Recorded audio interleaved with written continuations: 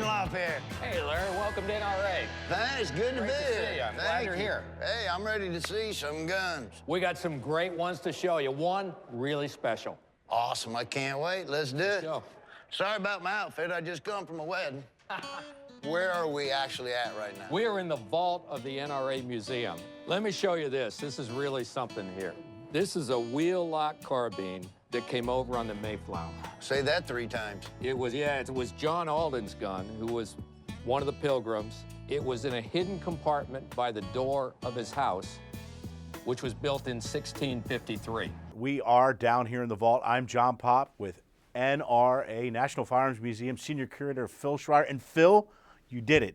You got us down here in the vault. I feel as important and special as Larry the Cable Guy and Wayne LaPierre because you brought us down in the vault. Of course you are, John. Absolutely. Well, this is a great idea you had for the next few segments of Curator's Corners. Take people down into the National Firearms Museum vault. This is as behind the scenes as you get. Absolutely. So can you show me that Mayflower gun, Well, please? sure, we have it right here. No, not really. No? Why would we keep one of the jewels in the crown in the vault? Obviously, Wayne wanted to show that gun off to Larry, and he wanted to show this beautiful room off with these thousands of firearms. So that was kind of a stand-in. That's the Hollywood magic thing. Hollywood magic, Right. exactly. So what is down here? The Mayflower gun, like all of the great guns in the collection, are on exhibit all the time. Right. You know, we want to make sure that Upstairs. Upstairs. Yeah. Right above us. Well, above and over. Or no, that would be giving too much away. So what we do have in the basement, there's some great guns down in the basement. Amazing. Such as this. This is a Cecil Brooks rifle that was handmade by that legendary artisan in Ohio for the guest speaker at every one of our annual meetings since 1948. Oh. And this one in particular Wow. was presented to Barry Goldwater back in 1970. Wow. And the senior What a senator from treasure that Arizona. Yeah. Well, tell us a little bit about what type of rifle this is. Well, this is an American long rifle done in the Golden Age style that Cecil Brooks was so well known for. The patch box here has the inscription about its presentation at the annual meetings. Every guest speaker of the annual meetings since '48 has received one of these. Since Cecil passed on a few years ago, one of his apprentices has taken over and has been giving out or making and then presenting the guns in the same tradition Cecil did by dressing up in the buckskins before the annual meetings and making the presentation at the banquet. Now, this is truly, we'll get a full shot of this, everyone to see and to describe it for those on Sirius XM. This is truly a long rifle. Yeah. It is.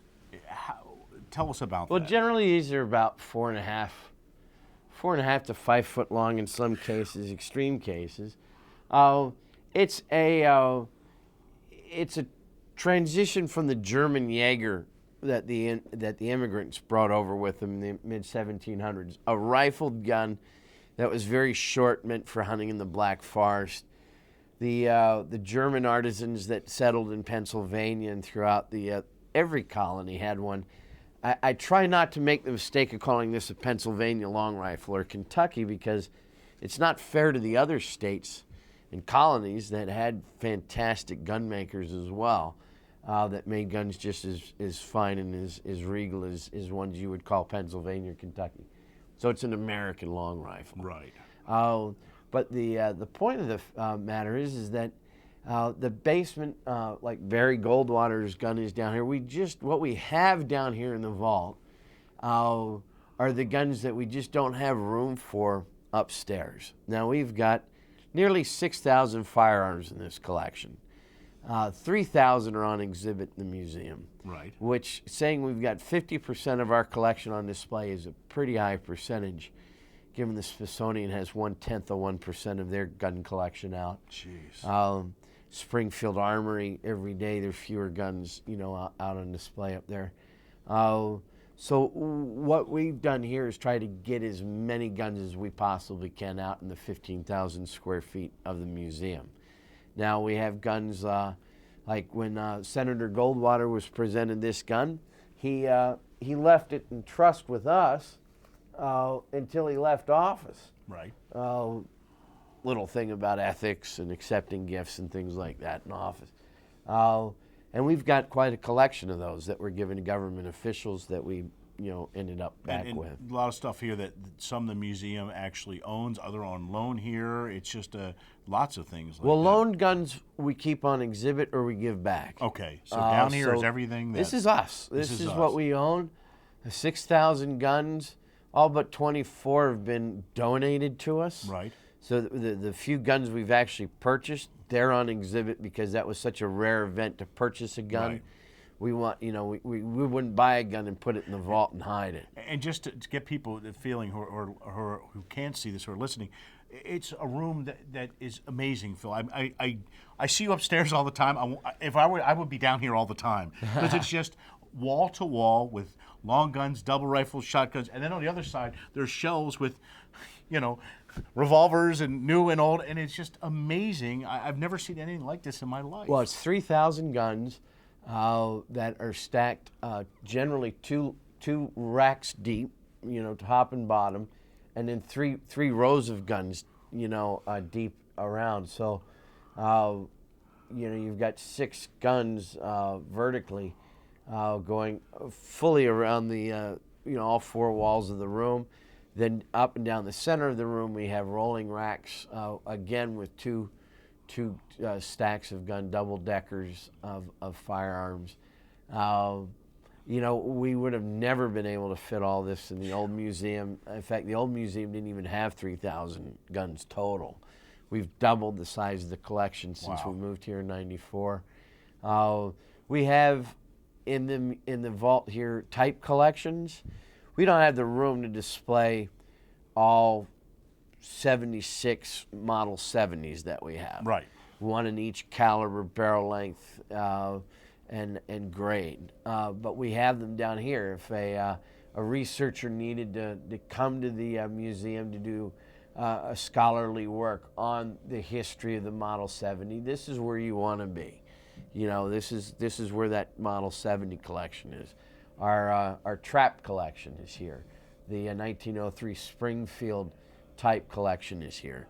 So we have all that going on down in the vault. Right. Now, unfortunately, Phil, thanks for getting us down here, but this is not open to the public. No. Which is why this is such a great idea, giving people a glimpse in here at the vault. We're going to do that for the next month or so on Curator's Corner, which is great. But the museum is open to the public, and you have incredible online resources as well for people who want to see more firearms. So tell us about those. Well, the online resources, obviously, nramuseum.org. You can visit and see everything we've got that's currently on display. We'd love to have you here personally. We're located off of Interstate 66 at the intersection of Route 50 in Fairfax, Virginia, just outside the Capitol Beltway near Washington, D.C. Open 7 days a week from 9:30 to 5. Close some major holidays, but the best part of all, we're free, open to the general public, and plenty of parking. And as we like to say now, visit us off the interstate or on the internet, but we are wherever you go. Awesome. And Phil, thank you. We're just getting started, just getting warmed up. We'll be back next week with another segment of the Curator's Corner right here in the NRA National Firearms Museum vault. Very excited about this, Phil. Thank you. Thank you.